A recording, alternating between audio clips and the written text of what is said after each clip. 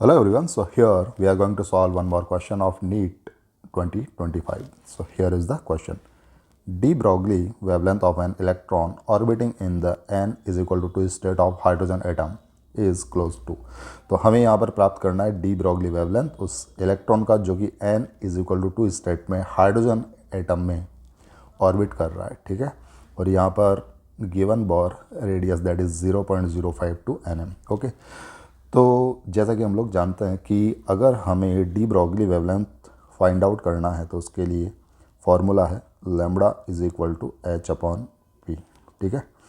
लेकिन हम लोग बात करें यहाँ पर पी की, तो पी होता है बच्चों एम वी, और यहाँ पर न तो मास है और न वेलोसिटी है। तो क्या करें इसके लिए हम लोग यूज़ कर सकते हैं अपने m b r is equal to n h upon 2 pi का। क्या होगा इससे देखते हैं।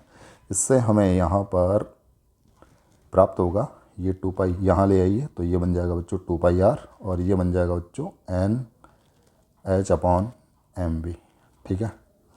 और एम वी होता है p, so from here we got 2 pi r is equal to n h upon p, ठीक है। और एच अपॉन पी लैम्बडा होता है, तो यहाँ से हमें प्राप्त हुआ 2 pi r is equal to n lambda, ठीक है।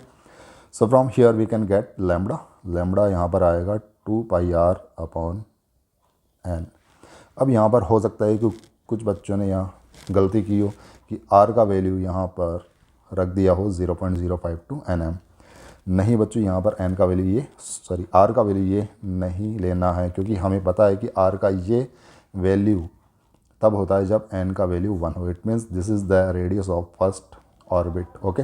जबकि हमें यहाँ पर आर चाहिए एन इज इक्वल टू 2 के लिए, तो आर का वैल्यू फाइंड आउट करना है। So r as we know that is 0.529 n square upon z होता है, ठीक है। एन का वैल्यू यहाँ पर 2 और जेड का वैल्यू है 1। जेड का वैल्यू यहाँ पर 1 क्यों है? क्योंकि यहाँ पर हम लोग बात कर रहे हैं हाइड्रोजन एटम की, ओके।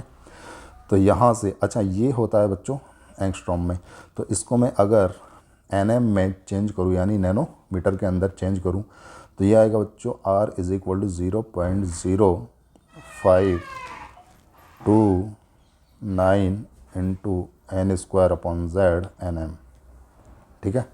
तो यहाँ से आर का वैल्यू प्राप्त हुआ है 0.05, इसको हम लोग नियरली 0.053 लिख सकते हैं। एन का वैल्यू यहाँ पर 2 है, 2 का स्क्वायर कर देंगे, और जेड का वैल्यू 1 है, ठीक है।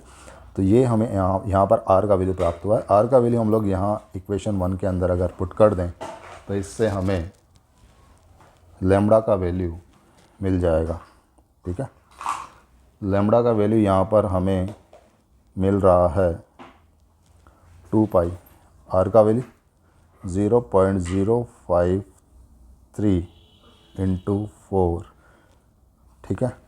एन का वैल्यू है यहाँ पर 2 से 2 यहाँ कैंसिल, पाई का वैल्यू 22/7 रख के जब हम लोग इसको सॉल्व करते हैं तो हमें प्राप्त होता है 0.67 nm, ठीक है।